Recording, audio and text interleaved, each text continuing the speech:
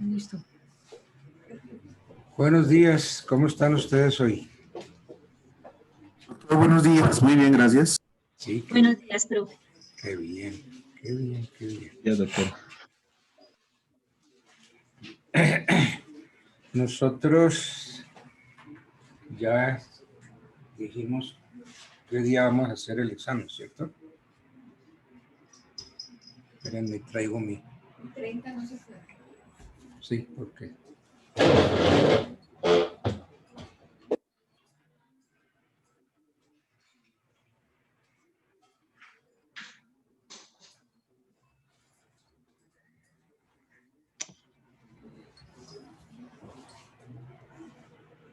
Ese examen habíamos dicho que era para el 30, pero yo les mandé razón, no sé si se las dieron. Ese día yo tengo una cita con don Isaac Moreno de Caro, el presidente de la universidad. Entonces no puedo hacer el examen el lunes 30. Entonces lo pasamos para el día siguiente, que es martes 1 de diciembre. Entonces el martes 1 de diciembre, con la ayuda de Dios, a las 8 de la mañana, estaremos haciendo el examen final de contratos. Si no sabían, pues anótenlo, ¿no? Entonces será el martes 1 de diciembre a las 8 de la mañana. Bien, el tema o los temas son compraventa e hipoteca, no más. Pero yo quiero preguntarles ahorita si se va a hacer como la vez pasada sobre unos temas que ustedes estudien previamente y los expongan, o si yo hago preguntas sobre la compraventa y sobre la hipoteca. Entonces ustedes me dirán, yo oigo. La voz del pueblo es la voz de Dios. Perdóneme. Profe, la vez pasada lo hicimos con preguntas, no exposición de temas, sino con preguntas. Yo Tú hice, nos preguntabas. Sí, señora. yo hice preguntas. Bueno, ok. Entonces haremos algunas preguntitas sobre compraventa e hipoteca. Entonces, lo que sí es que pasan es por grupos, ¿cierto? Entonces la idea es Sí, que señor. si hay un grupo formado por A, B, C, D, ese grupo de A, B, C y D son los únicos que van a estar contestando. Los demás respetuosamente esperan fuera a que este grupo termine para que entre el segundo grupo, ¿ok? Y no, porque es que la verdad es que a veces uno no se siente bien si están los compañeros de uno escuchando las respuestas y criticándolas, en fin. Entonces solamente responde el grupo que esté. Entonces desde ya formen sus grupos. Y entonces el 1 de diciembre, yo digo, bueno, primer grupo, entonces fulano, sutano, sutano. Bueno, bien.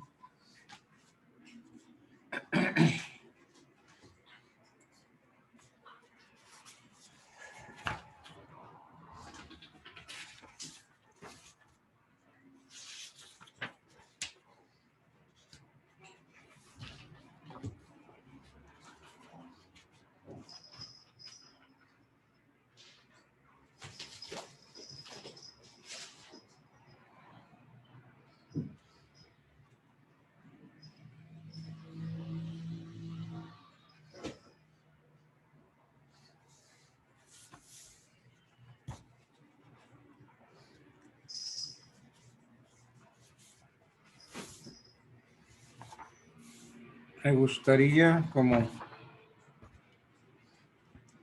volver otra vez sobre la hipoteca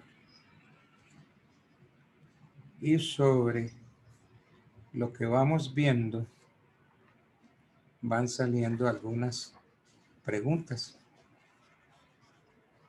Entonces ustedes anoten esas preguntas porque de pronto esas son las que salen. Entonces tomemos el tema de la hipoteca desde la naturaleza de la hipoteca.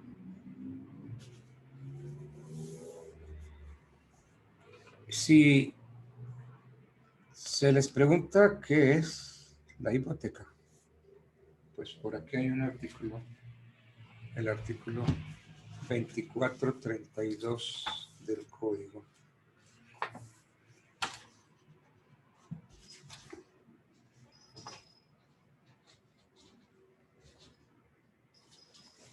Nos dice, la hipoteca es un derecho de prenda constituido sobre inmuebles que no dejan por eso de permanecer en poder del deudor. Ya habíamos visto eso. ¿Qué observaciones hice yo a ese artículo? ¿Se acuerdan? Los que tomaron apuntes, los que vinieron a clase. El código hay que tenerlo porque si no nos fregamos. Alguien que tenga código que me lea. La primera observación que nos hizo, profesor, acerca de que dice que la hipoteca es un derecho de prenda. Usted nos decía que la hipoteca no es una prenda porque no es un bien mueble, es un bien inmueble. Entonces, pues no tendría por qué referirse así. Correcto, esa es la observación. Un derecho de prenda. ¿Y por qué lo define así? Porque quedó el concepto que tenían los romanos. Los romanos hablaron del pignus, y el pignus es la prenda. Y sí, incluso nosotros tuvimos la hipoteca tanto para bienes muebles como bienes inmuebles. Pero ya el legislador del año 87 aclaró que la hipoteca es solo para bienes inmuebles y la prenda para bienes muebles. Bueno, ¿y cómo podríamos definirla de manera distinta, como dice el 2432? Porque dice, la hipoteca es un derecho de prenda constituido sobre inmuebles, que no dejan por eso de permanecer en poder del deudor. Entonces podríamos definir la hipoteca en primer lugar como una garantía. Es una garantía. Es una garantía real. ¿Por qué? Porque recae sobre un bien inmueble. Es una garantía. Entonces la hipoteca es una garantía real. Accesoria. Accesoria. ¿Por qué? Porque va a seguir la suerte de lo principal. Pero además, los contratos accesorios, de conformidad con el 1499, son aquellos que garantizan el cumplimiento de una obligación principal. 1499.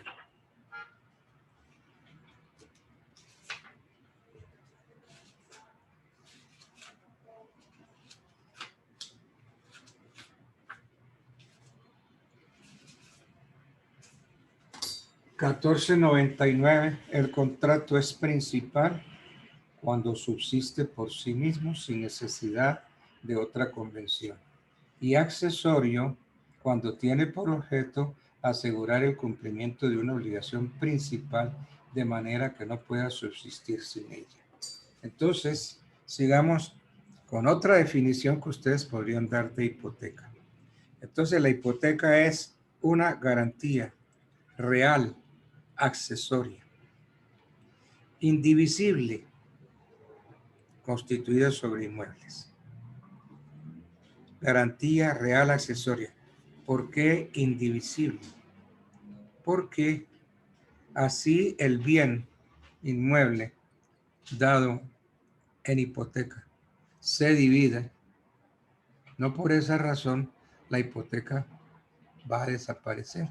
De modo que todas y cada una de las partes que componen el inmueble responden por la obligación. Entonces, garantía real, accesoria, indivisible, constituida sobre inmuebles que no dejan de estar en posesión del deudor y que concede al acreedor el derecho de percibir el bien grabado en poder de quien se halle. Entonces, por el hecho de que yo dé en hipoteca una casa, no dejo de ser poseedor. Entonces, constituido, dice el 2432. 2432.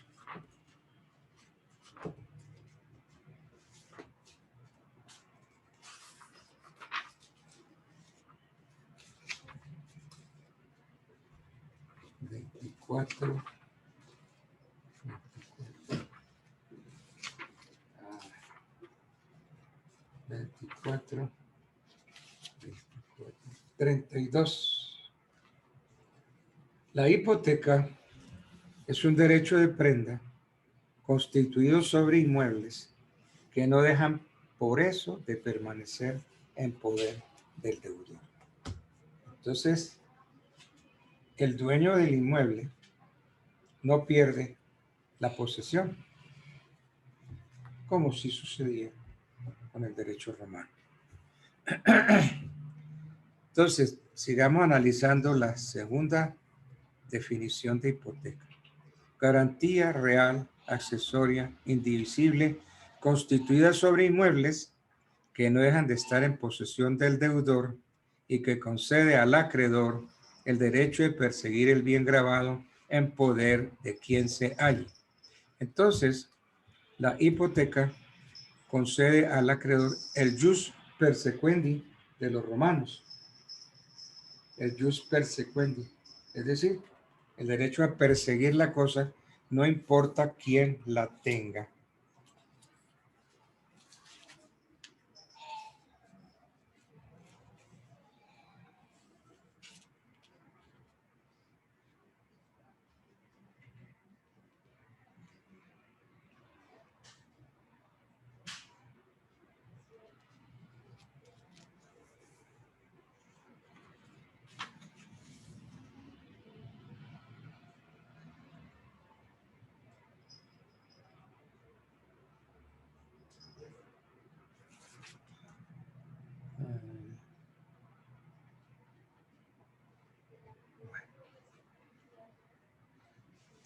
Más adelante me acordaré.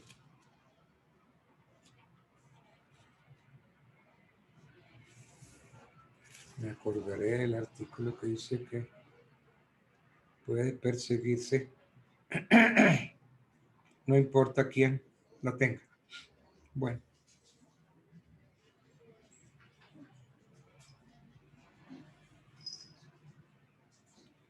Bueno, entonces sigamos.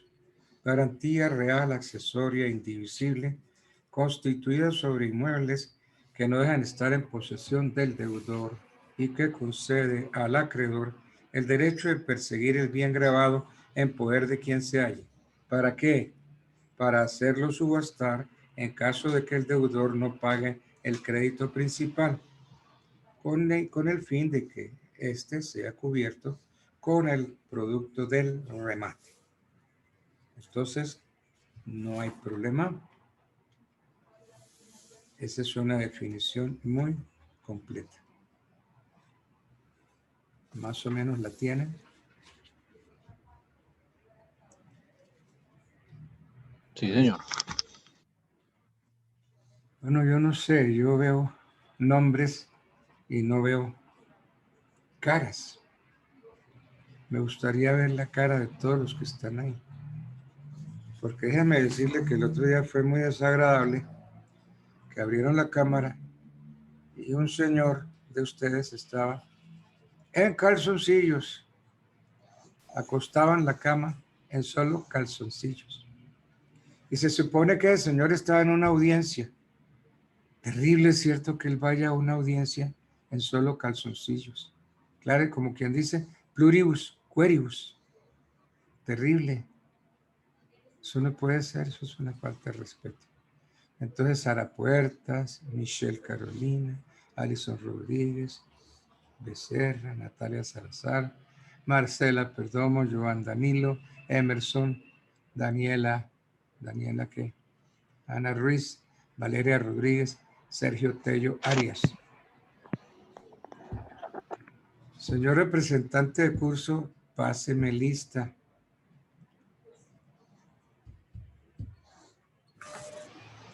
Sí, señor, en eso estoy, doctor. Yo quiero verlos.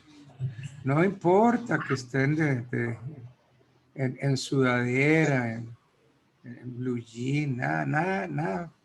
En camiseta, está bien. Mire, Arturo Plaza, una buena presentación. Todos. Y Fray Alonso, mueve las manos, a ver, Fray Alonso. Eso. Andrés Meléndez. Andrés. Sara Puertas, ¿dónde andas? Bueno.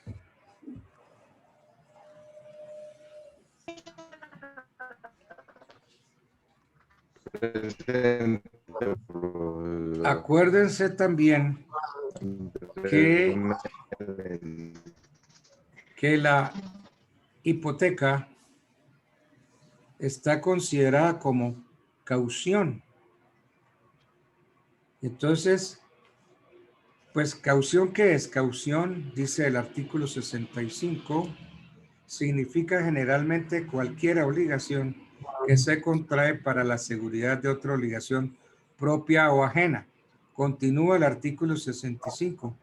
Las obligaciones consideradas como cauciones por el Código Civil. Ahí lo dice. Las obligaciones consideradas como cauciones por el Código Civil no son sino 4. Bueno, 3. Yo le agrego otra. Fianza, prenda e hipoteca. Y agréguenle anticresis. Entonces esas son las obligaciones que el código llama cauciones. Lo que pasa es que todo el mundo habla de las garantías civiles, garantías reales. Eso es cierto, eso es una garantía civil, una garantía real, pero el código los denomina contratos de caución, cauciones. Hipoteca, prenda, fianza y agréguenme anticresis. Uy.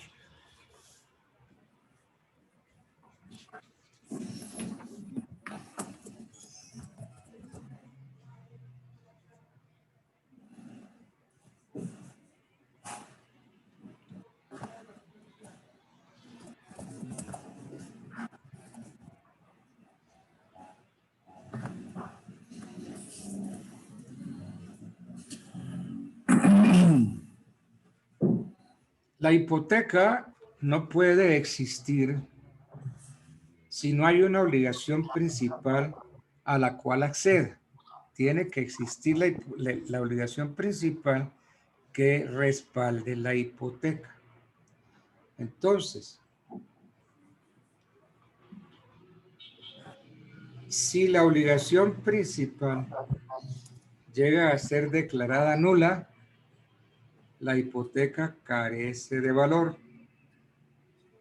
Y si la obligación principal se extingue, pues también desaparece la hipoteca. Entonces, por eso el artículo 2457, el inciso primero del código, el artículo 2457, preceptúa que la hipoteca se extingue junto con la obligación principal. Y el numeral octavo del artículo 1625 consagra que las obligaciones desaparecen por la declaración de nulidad o de rescisión. Carlitos, gracias. Bueno, sigamos repasando.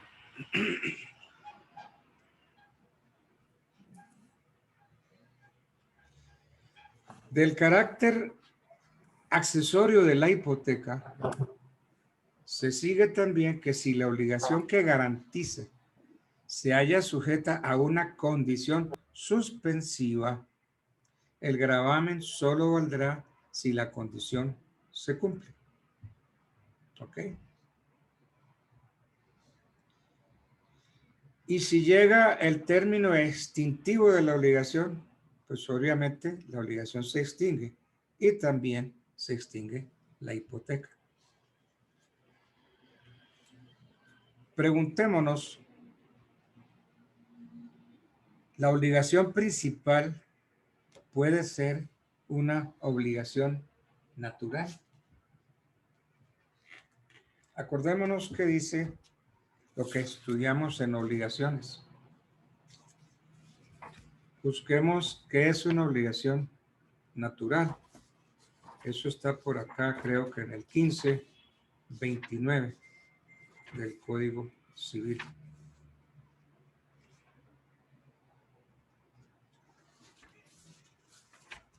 No, 1527. El 1527 dice, las obligaciones son civiles o meramente naturales. Y aclara, naturales las que no confieren derecho para exigir su cumplimiento. Las que no confieren derecho para exigir su cumplimiento.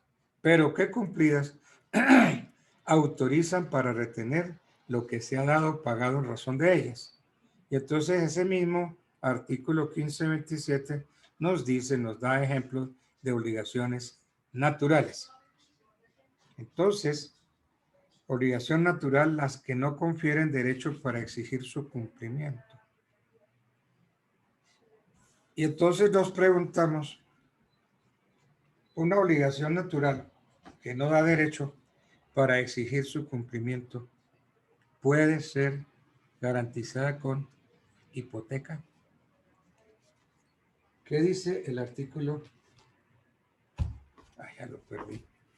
El artículo 1529 del Código.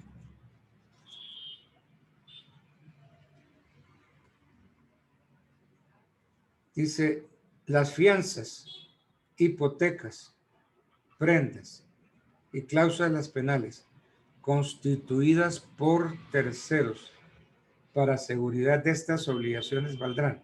¿Cuáles son estas obligaciones? Pues el 1529 se refiere a las obligaciones naturales, porque está dentro del título tercero de las obligaciones civiles y meramente naturales.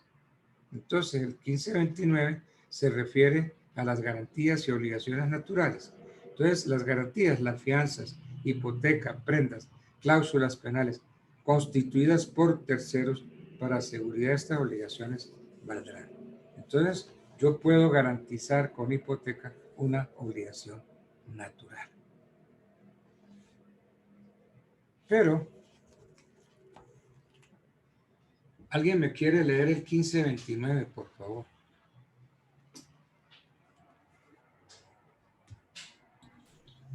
...1529, profe. Me equivoqué acá, perdón. 1529, garantías de obligaciones naturales. Las fianzas, hipotecas, prendas y cláusulas penales constituidas en terceros para seguridad de estas obligaciones valdrán. Mire, háganme un favor todos, corrijan el artículo 1529. Aquí hay un error. Y dice, y cláusulas penales constituidas en terceros. No, señor. Constituidas por terceros. Entonces el artículo queda las fianzas, las hipotecas, prendas y cláusulas penales constituidas por terceros para seguridad de estas obligaciones valdrán. Bueno.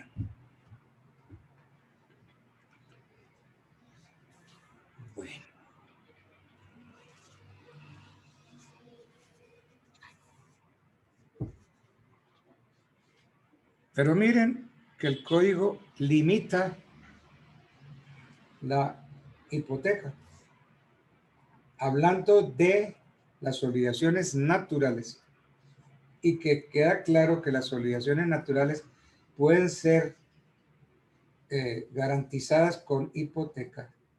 Pero entonces lo aclara. ¿Quiénes son los que pueden garantizar con hipoteca una obligación natural? Dice, las fianzas, hipotecas, prendas y cláusulas penales constituidas por terceros para seguridad de estas obligaciones valdrán. Y entonces, el artículo 1529 admite de modo expreso la validez de las garantías otorgadas por terceros para seguridad de una obligación natural, incluyendo específicamente entre ellas la hipoteca. Y entonces yo pregunto, esas son preguntas de examen, ¿por qué esa limitación a terceros? La respuesta sería, aunque la doctrina ha aceptado la posibilidad de caucionar una obligación natural cuando esa caución ha sido constituida por el deudor mismo. Esto implica un reconocimiento tácito del carácter civil de la obligación. Y entonces operaría una transformación de su naturaleza. No ocurre lo mismo cuando la garantía proviene de un tercero. Ojo, no ocurre lo mismo cuando la garantía proviene de un tercero. Este no se haya obligado personalmente, ese tercero no adquirió ninguna obligación personal. Entonces, la garantía constituida por ese tercero respalda eventualmente la obligación natural, pero siempre y cuando la obligación natural se convierta en civil. Esa es la explicación.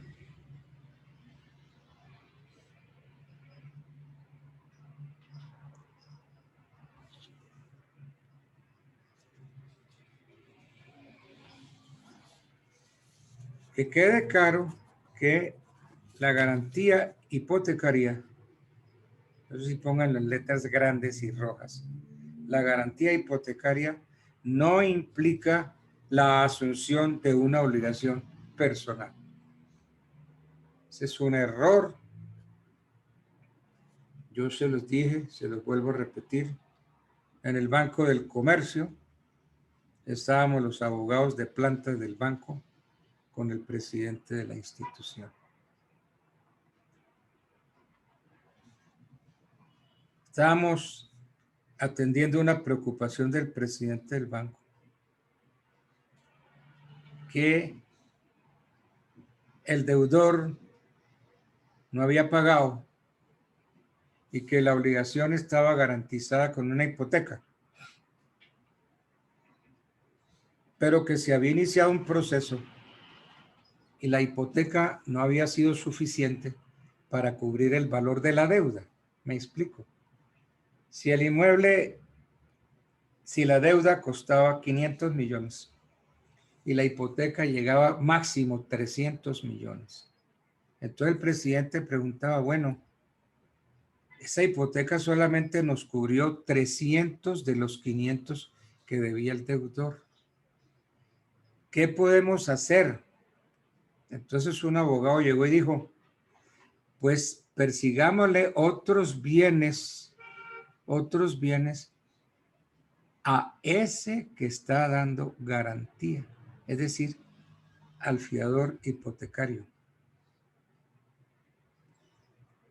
Y entonces, ¿con qué documento vamos a perseguir a quien otorgó la garantía si no es deudor personal? ¿Sí ven? Entonces que el pagaré fue firmado por la gorda. Yo respaldé el préstamo que le hicieron con una hipoteca sobre un ranchito. Y yo no he adquirido ninguna obligación personal. Entonces, ¿por qué me van a perseguir a mí mis otros bienes si yo no le debo nada al banco? Miren la estupidez de la propuesta que hizo ese abogado. Yo pedí la palabra y créanme que lo hice con un gusto. Trapié el piso con ese hijo de puta abogado, porque no hay derecho de que un abogado engañe al presidente de una corporación de esa manera. Y dice, señor abogado, ¿con qué documento? Ah, que el pagaré. Pues es que el pagaré es una obligación personal de la gorda.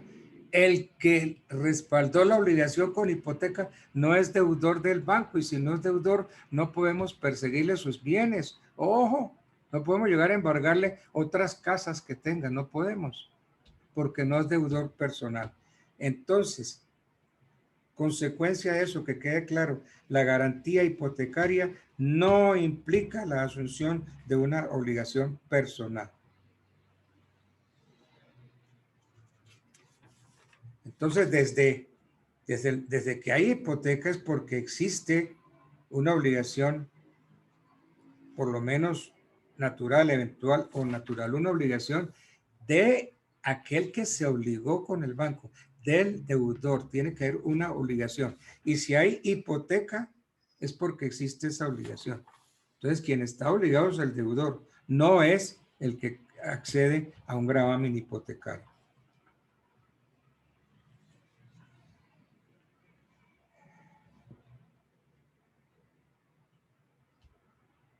Yo he insistido mucho en que son obligaciones propter rem. ¿Se acuerdan que yo expliqué eso? ¿Alguien me lo puede explicar? Por una razón, porque puedo preguntar, explíqueme por qué la hipoteca no puede respaldar sino obligaciones personales. ¿Por qué no puede respaldar obligaciones naturales? O sea, las obligaciones propter rem.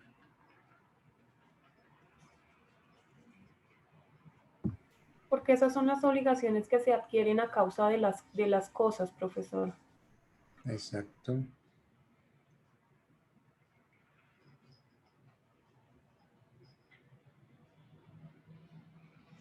Entonces,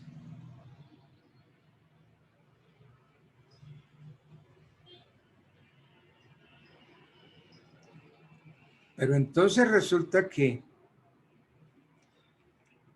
si de esa obligación que surge del inmueble, porque hubo necesidad de hacer unas reparaciones al inmueble, y yo como dueño del inmueble tengo que contribuir a esas reparaciones.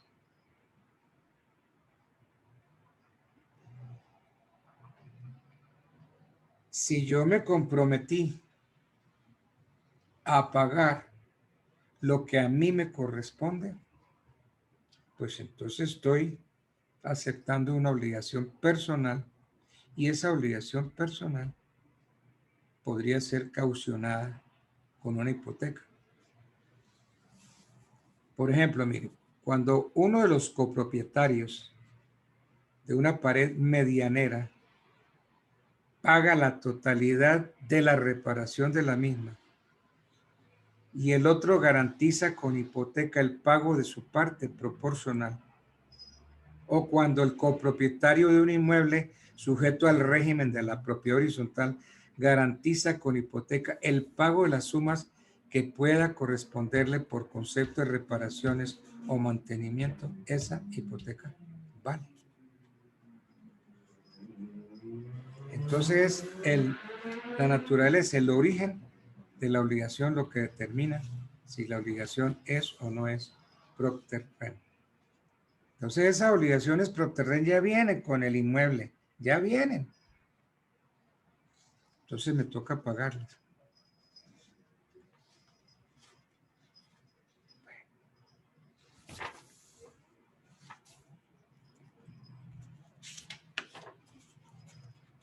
La hipoteca también se puede constituir por testamento.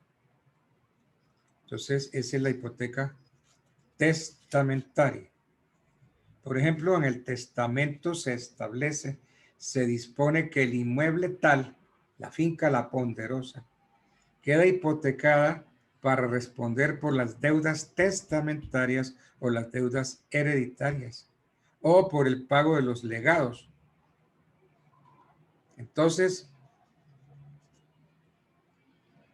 si en el testamento se le impone esa obligación a un predio,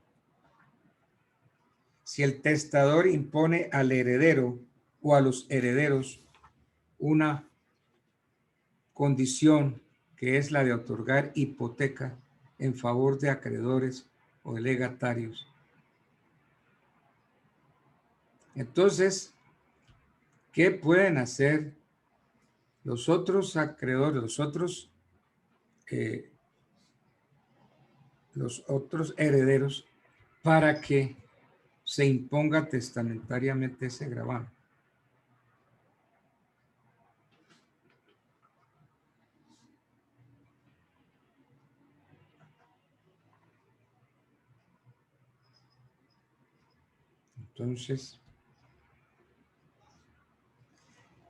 Entonces, si los herederos aceptan constituir ese gravamen, ¿qué tenemos ahí? ¿Qué figura hay ahí? Se dice que se constituya hipoteca sobre la finca de La Ponderosa para responder por obligaciones de la sucesión. Y si los herederos aceptan constituir ese gravamen, ¿qué hay?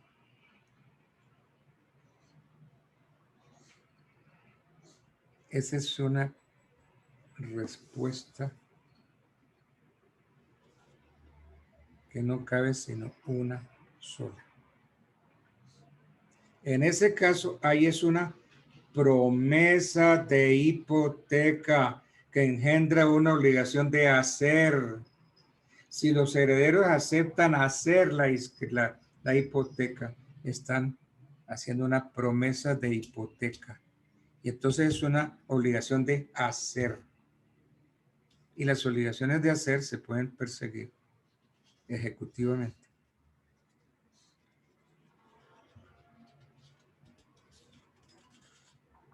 El derecho hay que entenderlo, el derecho no lo podemos memorizar. Hay que entenderlo. Bueno, sigamos viendo otras posibles preguntas. Profesor, disculpe, ¿usted me puede explicar algo? No le entendí bien lo que dice, si los herederos aceptan la hipoteca, sería una promesa de hipoteca y la obligación sería de hacer. Claro. ¿Y de hacer qué? De hacer la escritura contentiva de la hipoteca. Es que el causante dijo, hipoteca en la hacienda La Ponderosa para pagar las obligaciones de esta sucesión. Perfecto. Eso dijo el dueño del inmueble antes de morir en su testamento. Como las sucesiones traen gastos y como aquí hay gastos, entonces a quien le corresponda la finca La Ponderosa debe hipotecarla para garantizar el pago de las obligaciones de la sucesión. Pero entonces, como se dijo en el testamento que la finca La Ponderosa debe ser hipotecada, entonces no se sabe cuál va a ser el heredero que hipoteque. Entonces eso va para todos los herederos. Y entonces si los herederos aceptan hacer la escritura pública contentiva de la hipoteca, entonces, ¿qué hay allí? Ahí hay una promesa de hipoteca. Promesa. se comprometen a hipotecar el bien para garantizar las obligaciones de la sucesión. Entonces, esa es una obligación de hacer que hacer la escritura pública. Es como la promesa de venta de un inmueble. Usted va a comprar una casa y celebra primero una promesa de contrato. Eso que usted celebró, esa promesa de contrato, ¿qué obligación engendra? Una obligación de hacer. ¿De hacer qué? De hacer la escritura que perfeccione la promesa. ¿Sí queda más o menos claro? ¿O todavía no? Sí, señor, mucho mejor, muchas gracias. ¿Sí la entendió? Sin Sí, pena. señor. Sí, profe, muchas gracias. Profe, pero los herederos tienen la posibilidad de no aceptar. Sí, claro. O sea, De no ¿ir en contra de aceptar. la voluntad del testamento? Pero entonces el problema es ese, que no se está cumpliendo con la voluntad expresada en el testamento. Por eso, Entonces, y al no hacer eso, o sea, ¿se puede hacer? no se puede Ahí hacer. sería que, pero ahí podría ejecutar el banco directamente. Si ellos no aceptan, el banco simplemente pues, solicitaría la ejecución, digamos, si hay una deuda o algo así.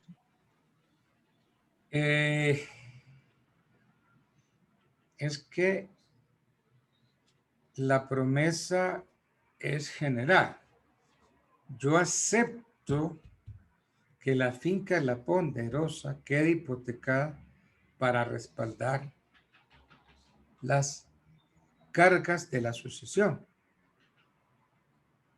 Pero entonces, si hay una deuda con un banco, el banco puede convertirse en parte en la sucesión y puede ser acreedor de la sucesión.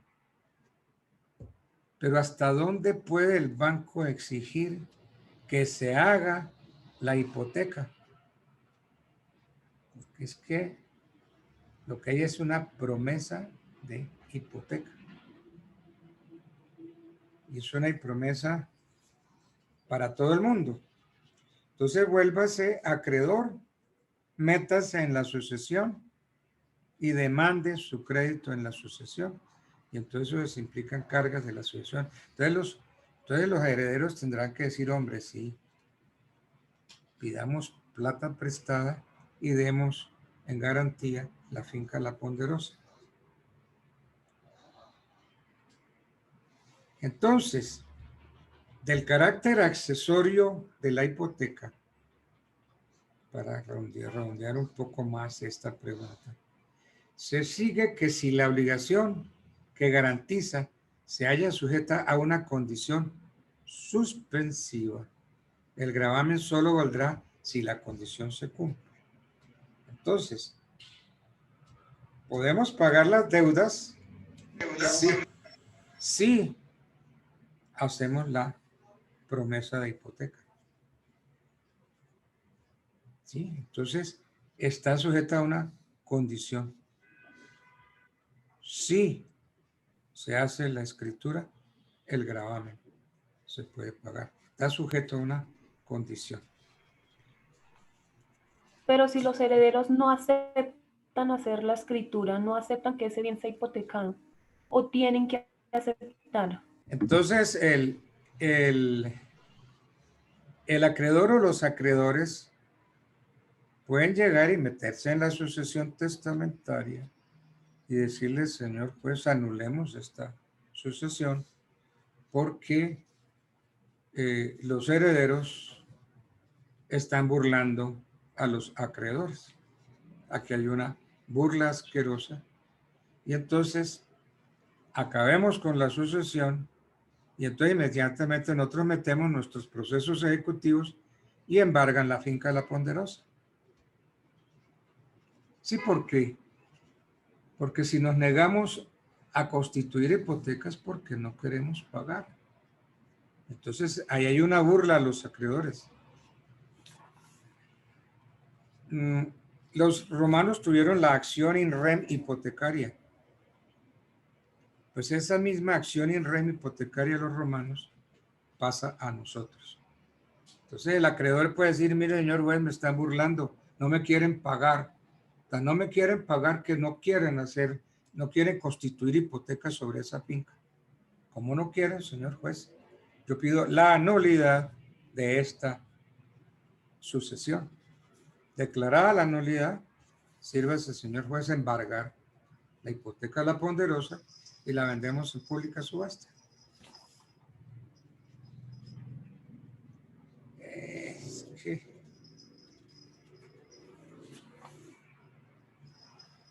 ¿Por qué? Porque es que la hipoteca no puede respaldar sin obligaciones personales.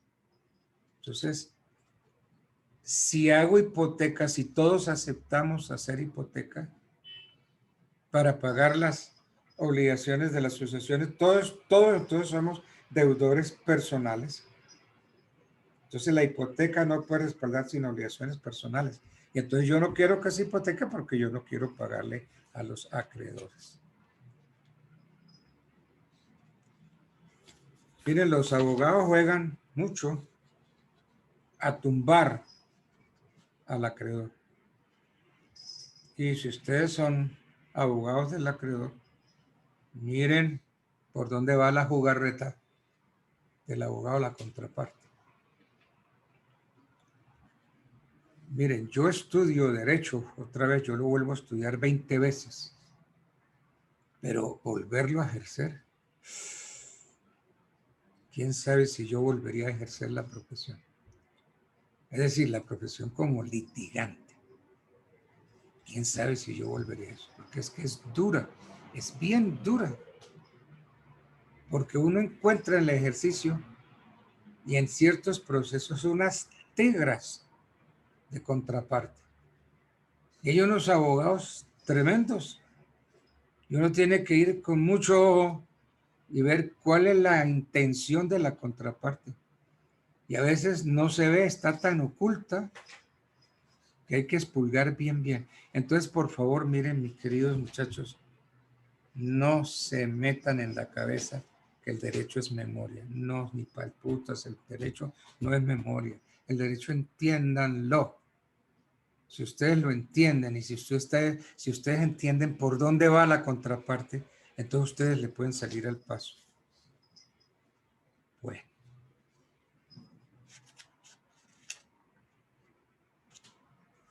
Otra de las argucias es que hay una hipoteca sobre la finca La Ponderosa. Entonces, miren, herederos, hermanos míos herederos, vamos a dividir esta finca en parcelas. Y entonces, cuando vengan a embargar la finca y a secuestrarla, ¿qué van a embargar? Si ya hay un montón de parcelas. La finca quedó convertida en 50, 60 parcelas. Entonces, si miramos el artículo 2433, por favor, léeme otra vez la niña lectora, el inciso primero del artículo 2433.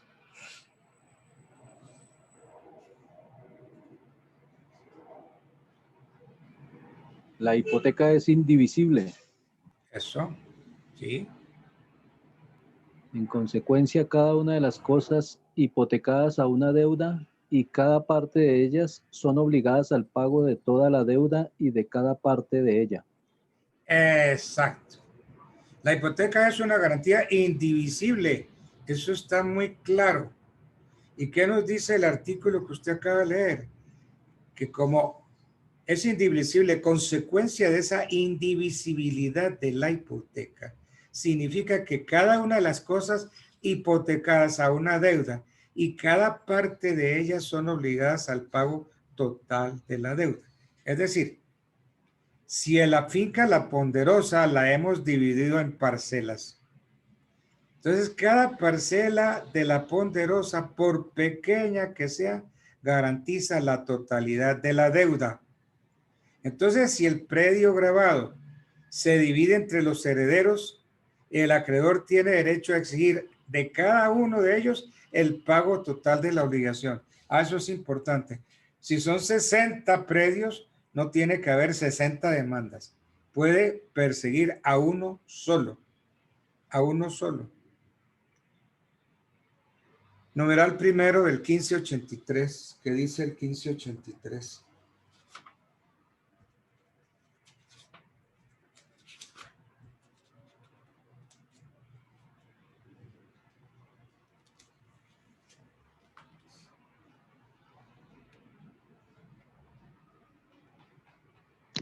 Si, artículo 1583. Si la obligación no es solidaria ni indivisible, cada uno de los acreedores puede solo exigir su cuota y cada uno de los codeudores es solamente obligado al pago de la suya.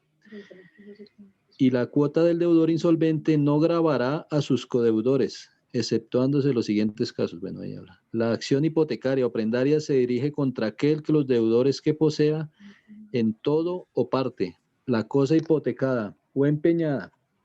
El codeudor que ha pagado su parte de la deuda no puede recobrar la prenda u obtener la cancelación de la hipoteca, ni aún en parte, mientras no se extinga el total de la deuda, y el acreedor a quien se ha satisfecho su parte del crédito no puede remitir la prenda o cancelar la hipoteca, ni aún en parte, mientras no hayan sido enteramente satisfechos sus coacreedores. Entonces, repito, si el predio está dividido en parcelas, cada parcela del inmueble hipotecado, por pequeña que sea, garantiza el total de la deuda. Luego, si el predio gravado se divide entre los herederos del constituyente, el acreedor tiene derecho a exigir de cada uno de ellos el pago total de la obligación, de conformidad con el numeral primero del 1583. De todos modos, la hipoteca sigue pesando sobre la finca y cada una de sus partes. Es por eso que yo les digo que el acreedor puede demandar a todos los herederos si quiere, conjuntamente si lo desea. Y por ejemplo, el pago que uno de ellos haga de su parte en la deuda no lo autoriza para exigir la cancelación del gravamen. Mire, es que yo pagué mi parte, cancele el gravamen, no señor. ¿Por qué? Porque la garantía es indivisible. Porque cada fracción de la deuda está garantizada por la totalidad del inmueble. Bueno. Profe, una inquietud. Señor. Pues puede parecer algo obvio lo que le voy a preguntar, sin embargo, me gustaría que me ilustrara un poco mejor. Hoy en día los bancos no sueltan dinero sin que el deudor constituya una póliza de seguro de vida. Es decir, en estos casos, estos seguros de vida entran a respaldar esa... Claro que sí. ¿Eso es un método para evitar el proceso civil? Para evitar que la deuda se quede impagada. Es que yo te presto plata, muy bien, tú me constituyes deudores, fiadores, le metemos hipoteca, toda la que quieras, pero también me vas a dar un seguro de vida, desgraciado, porque si te mueres, yo cobro el seguro. Ese seguro de vida tú me pones a mi banco beneficiario. Entonces, si tú te mueres, yo banco, soy el beneficiario, cobro el seguro de vida y pago la obligación. Claro, el acreedor puede perseguir el pago del seguro de vida, de la póliza del seguro de vida. Eso se hace, los bancos son muy jodidos.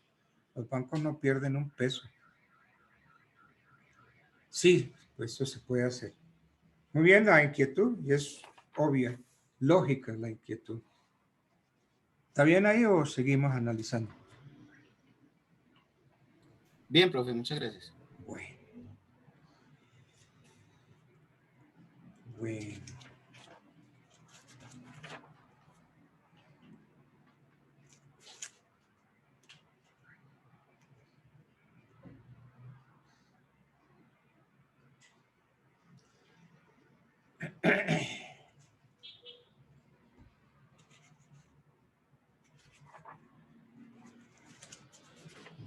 ¿Qué otras preguntas pueden, o temas que pueden salir.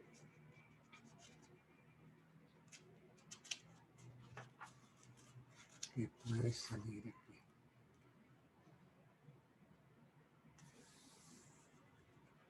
Resúmame usted los 4 presupuestos para constituir hipoteca. ¿Cuáles son?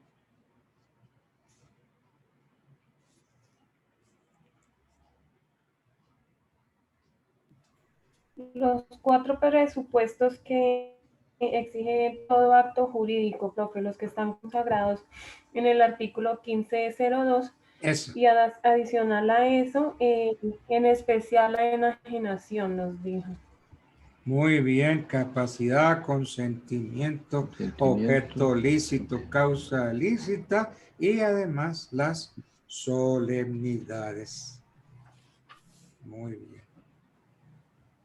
Si así me contesta, me toca ponerle 5 así no lo quiero. ¿Cierto? Tengo que ponerle 5. Pero si no me contesta, entonces tengo que ponerle 0 así yo no lo quiero. ¿Cierto? Que la cosa es para arriba como para abajo. Perfecto.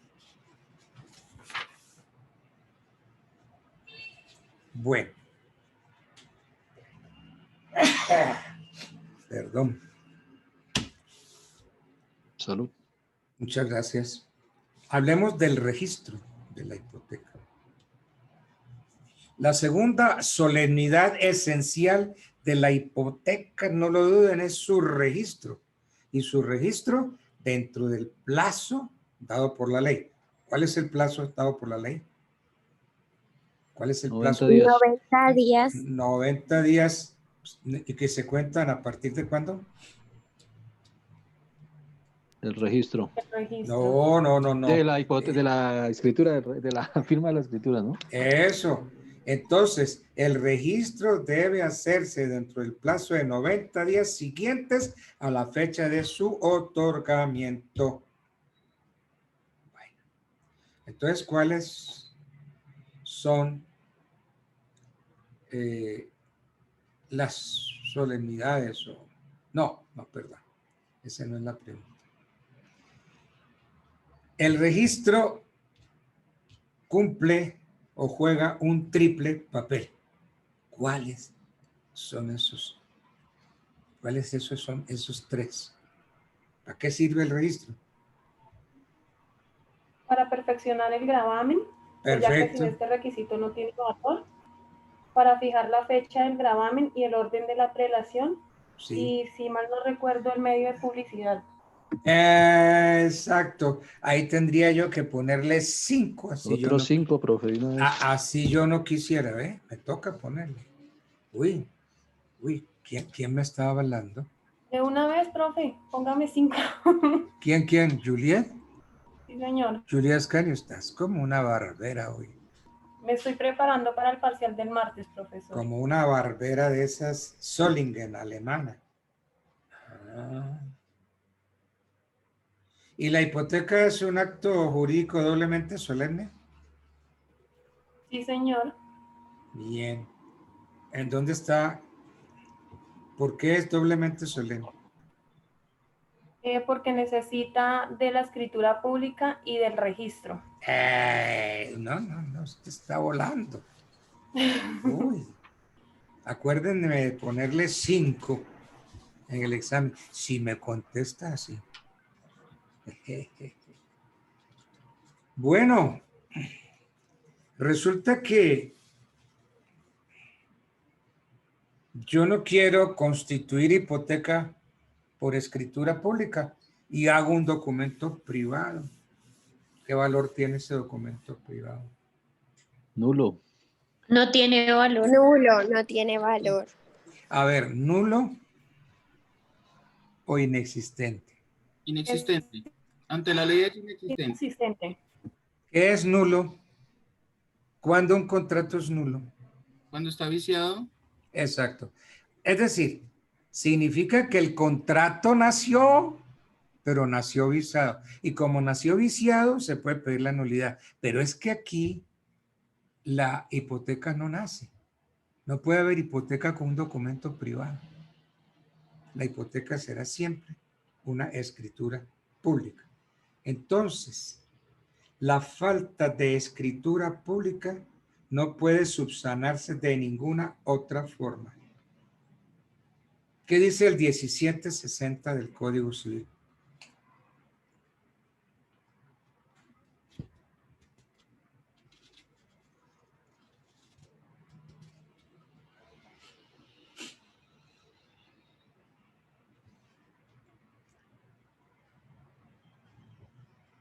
¿Alguien me quiere leer ese artículo 1760, por favor? Sí, profe. Artículo 1760. Necesidad de la prueba por instrumento público. La Necesidad de la prueba por Prueba. instrumento público. Sí, ok. Ajá. Sigue. La falta de instrumento público no puede suplirse por otra prueba en los actos y contratos en que la ley requiere esa solemnidad y se mirarán como no ejecutados o celebrados, aun cuando en ellos se prometa reducirlos a instrumento público dentro de cierto plazo bajo una cláusula penal. Esta cláusula no tendrá efecto alguno. Fuera de los casos indicados en este artículo, el instrumento defectuoso por incompetencia del funcionario o por otra falta en la forma valdrá como instrumento privado si estuviere firmado por las partes. Sí, pero entonces ya sabemos que el documento privado no se puede registrar porque lo que se registra son los instrumentos públicos. Entonces, la falta de la escritura pública no puede subsanarse. Mire, es que yo le traigo unos testigos que saben que en la finca la hipotequé. Sí, que la hipotecó con un documento privado. Pero ¿qué valor tiene eso? Ninguno. Y es que la prueba es la escritura pública, el 1760. Hay que probarlo con la escritura pública. ¿Alguna vez en mi oficina en Medellín llegó una señora para que le anulara el matrimonio? Estuvimos estudiando el caso y sí, daba para una nulidad. Resulta que esa señora se casó y nunca registró su matrimonio. Pero no era esa tanta la causal para la nulidad. Entonces yo le dije, bueno, señora, vamos a iniciar el proceso. Tráigame, por favor, el registro civil de nacimiento. La señora se fue, echaba humo y espuma por todos los lados, hasta por la chumacera, y manifestó que yo era el peor abogado del mundo, que porque ella se casó pero no registró, y que yo quería ahora darle validez a su matrimonio, que yo quería era registrar su matrimonio. Miren la idea que tenía esa señora, que el registro le da validez al matrimonio. Por Dios, por Dios. ¿Para qué le pedí el registro civil de matrimonio? Para probar que hay un matrimonio, para probar que esa señora se casó con fulano. Y luego, entonces, probado el matrimonio, entro yo a pedir la nulidad del mismo. Pero la validez no me la da el registro. Es que yo, doctor, yo nunca registré el matrimonio. No, yo sí me casé, pero nunca lo registré. Entonces, que como no lo registró, el matrimonio no vale. El registro es simplemente para valor probatorio, porque ¿cómo pruebo una defunción? Con el registro. ¿Cómo pruebo una adopción? Con el registro. ¿Cómo pruebo un matrimonio, una defunción? Todo eso con el registro. ¿Cómo pruebo una hipoteca? Con el registro. Entonces el registro es prueba. Por eso la pregunta que yo les hice, ¿para qué sirve el registro? Entonces, volvamos otra vez a ese puntico. El registro juega un triple papel, ya lo dijo una niña muy bien. Sirve para perfeccionar el gravamen, porque sin el registro carece de valor, según el 2435. El registro fija la fecha del gravamen y el orden de prelación, 2435. Y sirve de medio de publicidad de la hipoteca, 2637. Pero ya hubo una magistrada que lo explicó muy bien y que se ganó un 5 hoy. Pero como hoy no estamos haciendo examen, qué pena, no le queda como nota para examen. Pero eso me da a entender de que esa niña está volando y el día del examen va a volar también. ¿A dónde? No sé, pero va a volar. Profe, una inquietud. Respecto a los matrimonios, en el hablar común se habla de, bueno, del registro civil de matrimonio y de Sí. la partida de matrimonio. ¿Son lo mismo? No, no, no. La partida es el acta que levanta el cura o que levanta el notario. De que en la iglesia o que en la notaría se casaron fulanos y sutanos. Ese es el acta. El acta. Pero lo otro es el registro de ese matrimonio. Eso ya es distinto. Porque yo me puedo casar.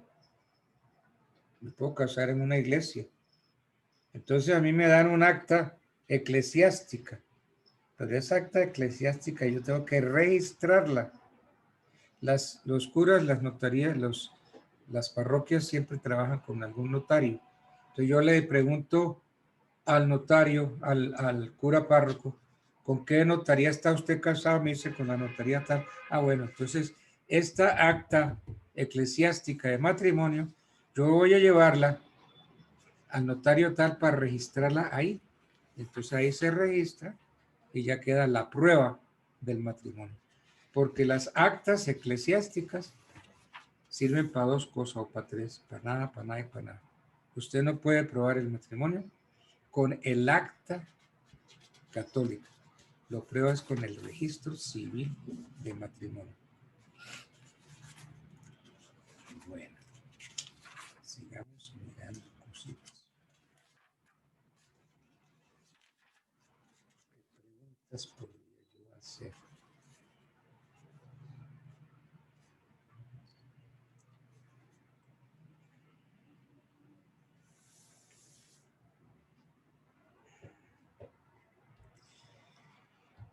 En este momento es preciso, es importante precisar qué bienes quedan comprendidos por el gravamen cuando se hipoteca un inmueble.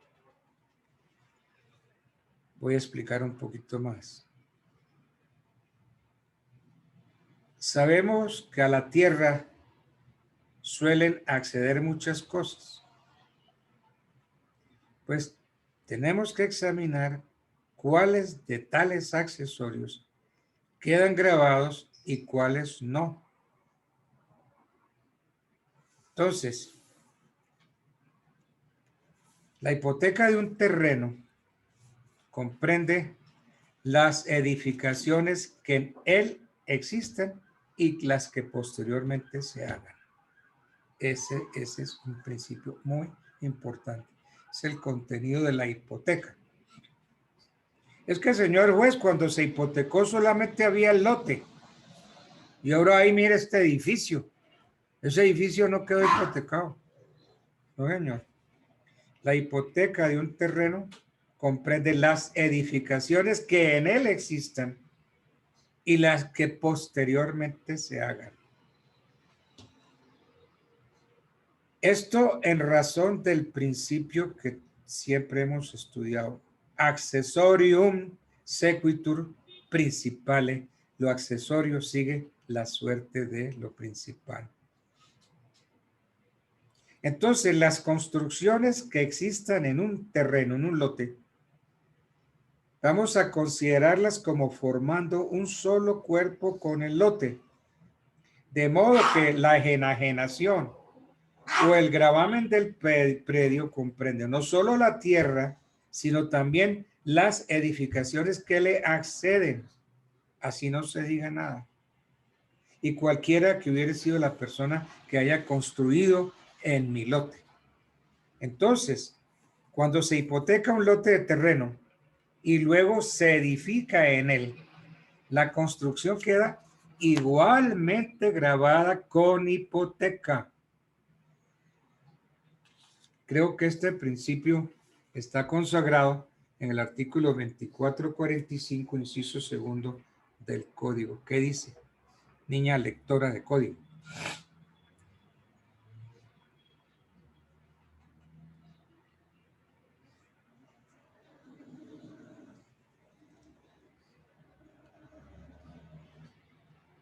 ¿Qué artículo, profe? Qué pena. Inciso segundo del 2445.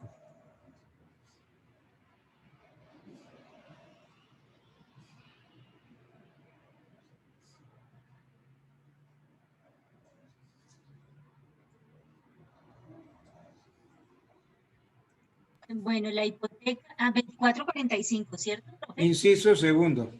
La hipoteca se extiende a todos los aumentos y mejoras que reciba la cosa hipotecada. Hasta ahí.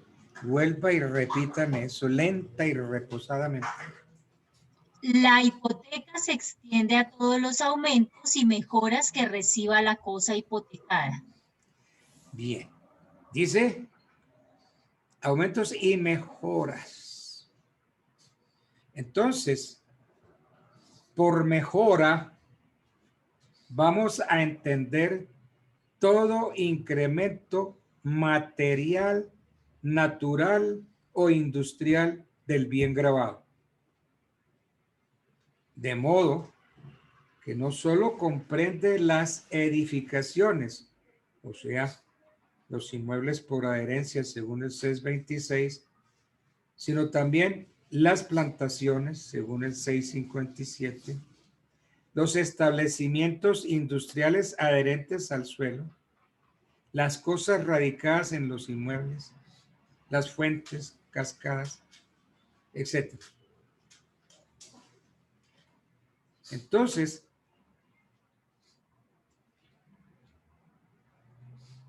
lo que está construido queda hipotecado y lo que se construya después de la hipoteca también queda hipotecado. ¿Por qué? Porque lo accesorio sigue la suerte de lo principal.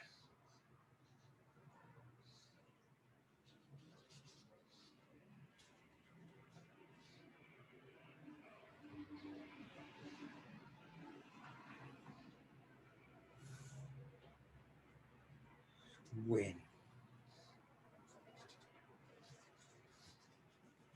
¿Qué más? Eso quedó claro, ¿cierto? Sí, señor. Sí, Es señor. mejor utilizar la platica para pagar la deuda que para ponerse a arreglar, hacerle mejoras. No ahí sea que. Bueno. La hipoteca comprende los bienes que el artículo 658 del Código se reputan como inmuebles. Leamos el 658. Dice, inmuebles por destinación. Se reputan 658. Mire, muebles por destinación. Inmuebles. Dice inmuebles. Inmuebles por destinación, Por dice. destinación. 658. Bueno, léamelo, por favor. Se reputan inmuebles, aunque por su naturaleza no lo sean, las cosas que están permanentemente destinadas al uso, cultivo y beneficio de un inmueble, sin embargo, de que puedan separarse sin detrimento. Tales son, por ejemplo, las losas de un pavimento. Pues el profe nos dice que el código, nos decía que el código estaba anticuado. Claro, es que eso es viejito. Uh-huh. Las cañerías, las acequias, todo eso es viejo, pero hay que actualizar. Léeme, por favor, sí. Bueno, las losas de un pavimento, los tubos de las cañerías, los utensilios de labranza o minería y los animales actualmente destinados al cultivo o beneficio de una finca, con tal que hayan sido puestos en ella por el dueño de la finca. Los abonos existentes en ella y destinados por el dueño de la finca a mejorarla. Las prensas, calderas, cubas, alambiques, tóneles y máquinas que forman parte de un establecimiento industrial adherente al suelo y pertenecen al dueño de este. los animales que se guardan en conejeras, pajareras, estanques, colmenas y cualesquiera otros vivares, con tal que estos adhieran al suelo o sean parte del suelo mismo o de un edificio. Entonces, señores, miren, cojan a la suegra, llévenla a la finca y pónganla allá a destinar, que el destino de la suegra es hacer la comida de los obreros y todas cosas, porque entonces queda comprendida como inmueble. Inmueble se puede entonces grabar con hipoteca y vender. Bueno.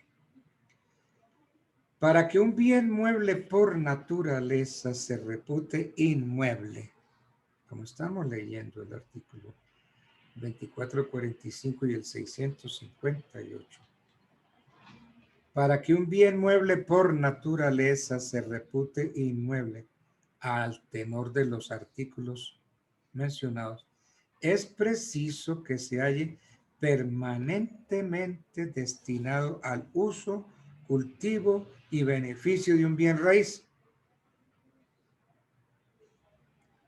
Entonces,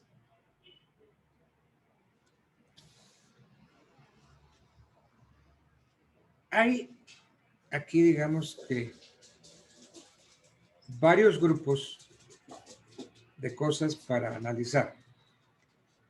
Hay un primer grupo que comprende aquellas cosas que, aunque destinadas al uso o beneficio de un inmueble, han sido radicadas en él. Y el código dice, las losas de un pavimento, los tubos de las cañerías, sí, las acequias. Esta clase de cosas no adquieren un carácter de muebles, ni aun por su separación, pero sí por su destinación. El segundo grupo se refiere a las cosas esencialmente muebles. El código habla de los utensilios de labranza, minería. ¿Cuáles son esos utensilios de labranza o minería? Los rastrillos, las palas, picos, arados, tractores, la combinada, etc. A los animales y abonos existentes en la finca, siempre y cuando hayan sido destinados al cultivo y beneficio del inmueble y haber sido puestos por el dueño en la finca.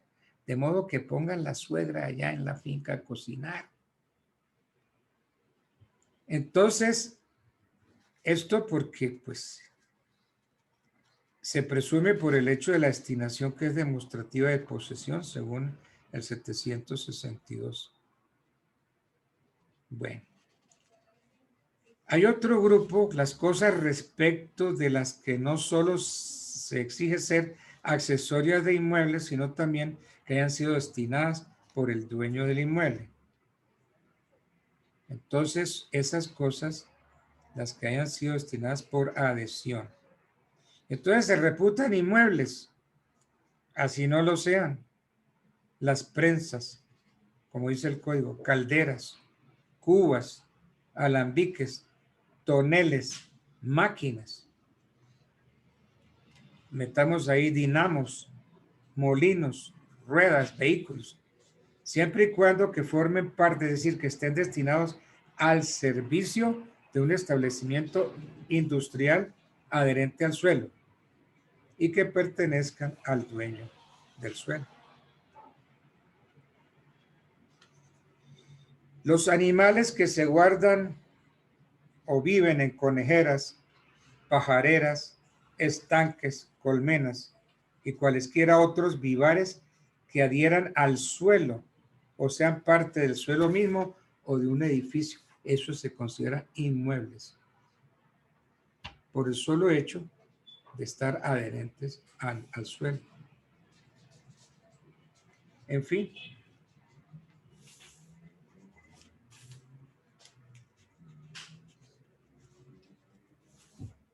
Hace un ratico preguntaron sobre el seguro. Quiero volver sobre esa pregunta que me hizo el estudiante. La hipoteca, sin duda alguna, se extiende al valor del seguro. Porque es que el 2446, que era el artículo que yo tenía por ahí entreverado,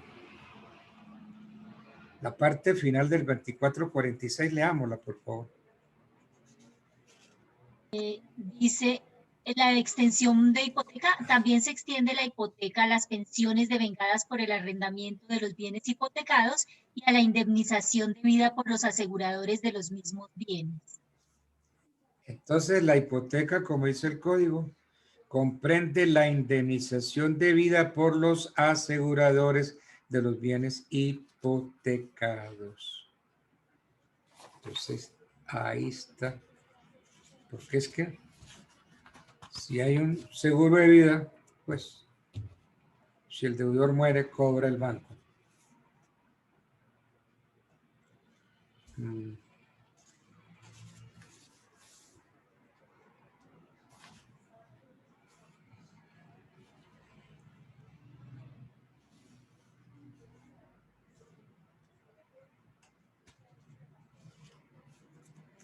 También dijimos, ¿cierto?, que la hipoteca comprende el edificio, la construcción que se haga en ese terreno.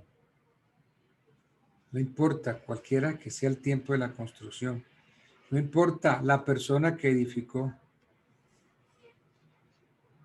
Nuestro derecho no sigue en esto el código alemán ni el francés. Esto es extraído de los códigos civil, prusiano y austríaco.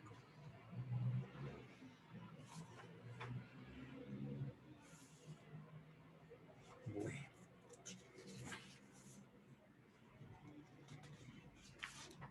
A ver, entonces pensemos en otro tema importante. Derechos, por ejemplo, del acreedor hipotecario.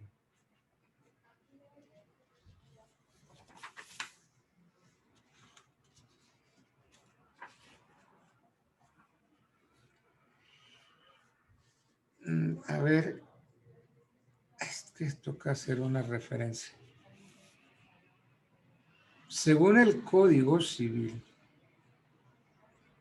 hablando pues de los derechos del acreedor hipotecario, según el Código Civil, el acreedor hipotecario tiene para hacerse pagar sobre las cosas hipotecadas los mismos derechos que el acreedor prendario, sobre la prenda.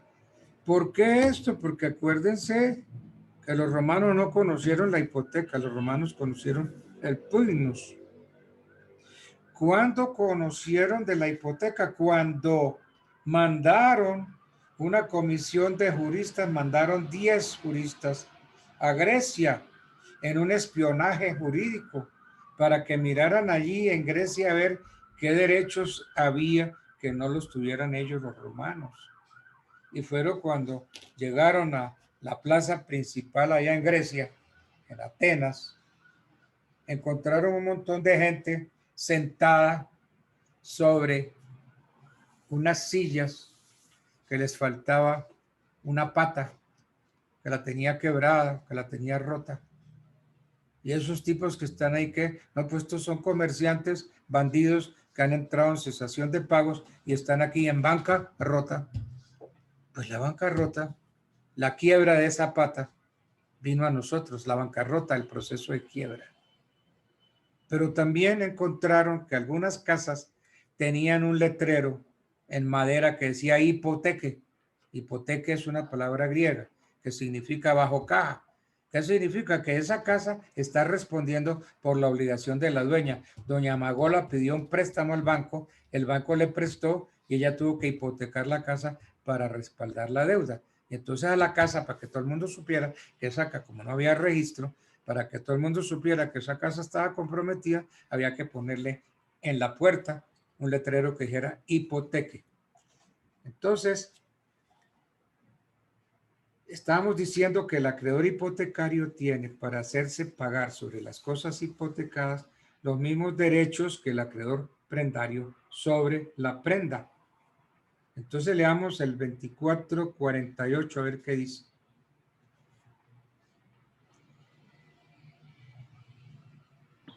2448.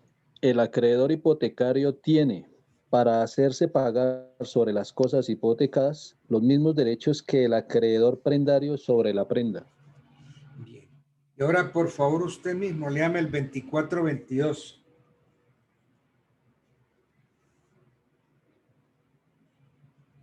2422. El acreedor prendario tendrá derecho de pedir que la prenda del deudor moroso se venda en pública subasta para que con el producido se le pague, o que, a falta de postura admisible, sea apreciada por peritos y se le adjudique el pago, hasta concurrencia de su crédito, sin que valga estipulación alguna en contrario, y sin perjuicio de su derecho para perseguir la obligación principal por otros medios. Entonces, sí, fíjense que el acreedor hipotecario tiene los mismos derechos que el acreedor prendario. ¿Y por qué no dijimos de una vez que en el código cuáles son los derechos del acreedor hipotecario? No, que tiene los mismos derechos del acreedor prendario. Y entonces, ¿cuáles son los derechos del acreedor prendario? El 2422. El 2422 otorga al acreedor prendario el derecho de pedir que la prenda se venda en pública subasta para que con ese producido se le pague al acreedor. Ahora, que no hay compradores, entonces que el valor sea apreciado por peritos y que se le adjudique el bien hasta concurrencia de su crédito. Se le adjudique en pago hasta concurrencia de su crédito. Entonces, el acreedor hipotecario, que como tal persigue la finalidad es de obtener de su crédito, tiene para hacerlo efectivo que acudir a la prenda, a los mismos derechos de la prenda. Yo no entiendo eso, ¿no? ¿Por qué no llegamos directo a cuáles son los derechos del acreedor hipotecario? No, pues para saber cuáles son los derechos del acreedor hipotecario, tenemos que saber cuáles son los derechos del acreedor prendario.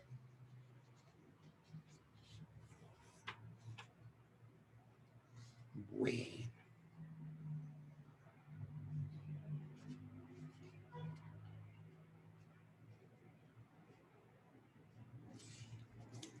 ¿Qué lugar ocupan los acreedores hipotecarios? Es decir, la pregunta es, ¿qué lugar ocupan los derechos del acreedor hipotecario frente o dentro de ese concierto de acreedores? Porque hay acreedores hipotecarios, prendarios, acreedores quirografarios, etcétera, y de todo. Entonces, ya vimos que el 2488 concede al acreedor hipotecario los mismos derechos que el prendario. Pero es que eso no es del todo cierto. ¿Cómo así, doctor? Explíquese. El enunciado es clarito. El 2488 concede al acreedor hipotecario los mismos derechos que el acreedor prendario. Pero toca decir que esa aseveración es inexacta en cuanto a la prelación que tienen los créditos hipotecarios dentro del concurso de acreedores. Porque es que los créditos prendarios pertenecen a la segunda categoría, o sea, la prenda agraria, etc. Mientras que los hipotecarios integran la tercera categoría. Entonces, ¿a quién se paga primero? A los de la primera. ¿A quién se paga el segundo? A los del segundo. ¿A quién se paga el tercero? A los de la tercera. Entonces, a los segundos, ¿a quién les pagan? Los que tengan prenda. Pero, concretamente, los créditos hipotecarios forman parte de la tercera clase.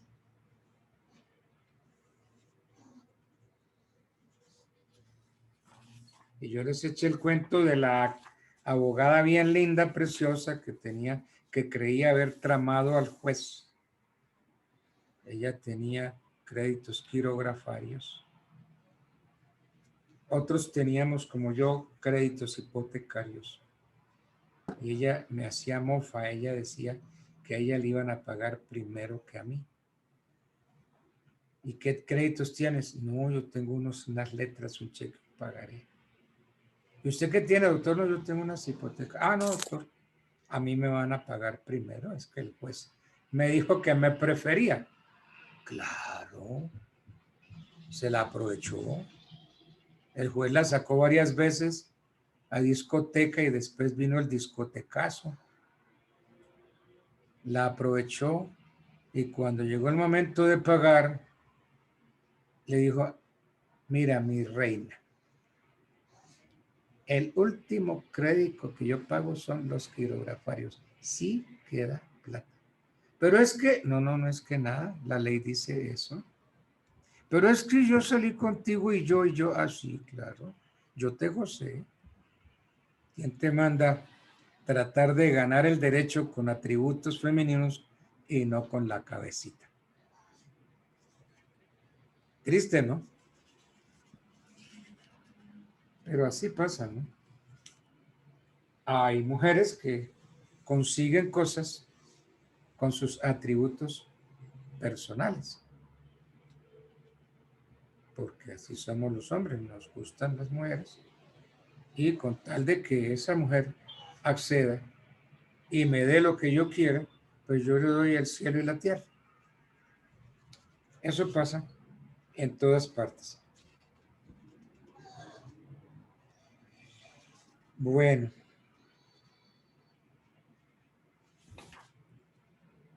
Entonces, también les dije que si hay varios embargos sobre la casa hipotecada, entonces el embargo decretado en un juicio de venta, es decir, en un juicio con acción hipotecaria, ese embargo pone fin a los efectuados en cualquier proceso ejecutivo que se haya hecho con una acción simplemente personal. Entonces, el juez que conoce del proceso hipotecario, que al ver el certificado que hay ahí sabe que hay otros embargos, entonces ese juez que está conociendo del proceso hipotecario le tiene que pedir al juez que decretó el primer embargo que lo anule. Yo no sé si eso está en el 1198. Leámoslo.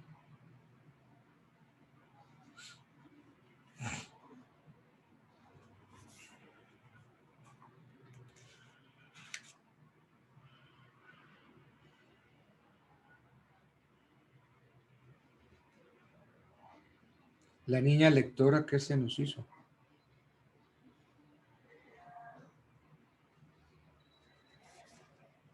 ¿Qué dice el 1198? El niño, profe, dice 1198. Por la donación revocable, seguida de la tradición de las cosas donadas, adquiere el donatario los derechos y contrae las obligaciones de usufructuario. Sin embargo, no estará...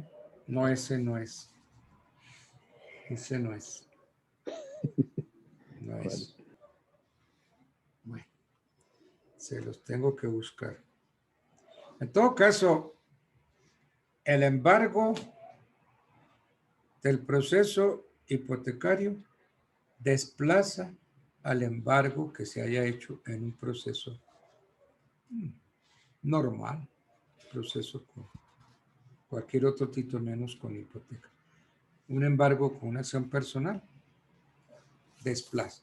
Entonces se anula ese primer embargo, desplaza.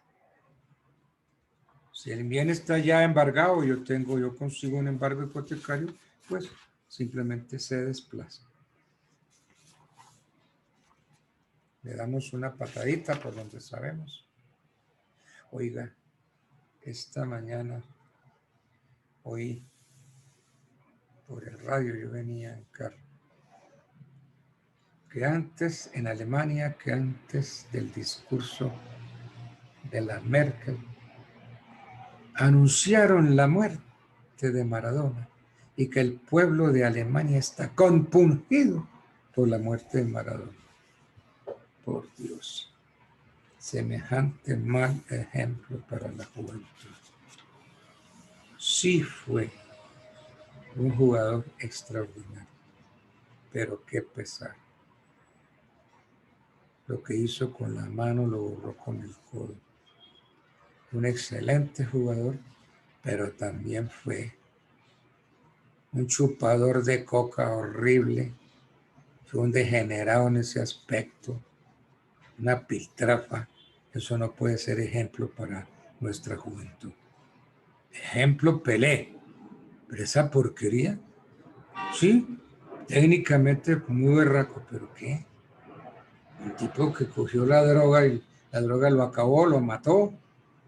Y todos estos argentinos que le dio un infarto, pues se murió de consecuencia de toda esa droga que chupó, que ya no podía ni caminar, ya se agotaba. Una porquería, eso cómo puede ser ejemplo para la juventud. Ejemplo para la juventud, Pelé. Y hablando de equipos, la selección Colombia, ¿cómo puede ser ejemplo? Por Dios, esa selección Colombia no puede ser ejemplo para ningún equipo. Miren, equipo, compórtese como se comporta la selección Colombia.